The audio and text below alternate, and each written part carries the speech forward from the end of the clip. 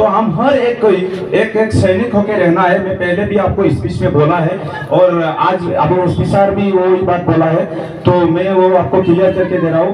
आपका जो इंफॉर्मेशन है, जो जैसे कि आपने इन्फॉर्म किया है कि सर ऐसा ऐसा ड्रग्स का है, और अगर वो सही निकला, सच में वो ड्रग्स में जड़ित हुआ, तो आप अगर आपका जो जैसे कि आपका इंफॉर्मेशन छुपा के रखना चाहता है तो डेफिनेटली आप टेंशन मत लीजिएगा, आपका जो वो है इंफॉर्मेशन लीक नहीं होगा, किसी को पता नहीं चलेगा।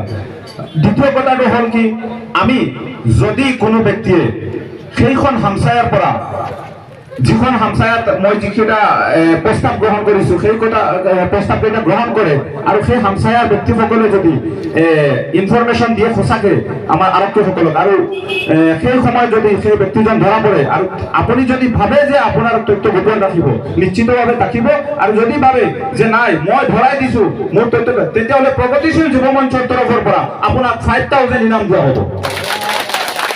আমি অভিযান আজিৰে পৰা আৰম্ভ কৰিম আৰু আপোনালোকৰ লগত সদায় প্ৰগতিশীল যুৱ মঞ্চ আছে, পূজাই আৰক্ষী প্ৰশাসন আছে, ছাৰে ইতিমধ্যে ঘোষণা কৰিছে।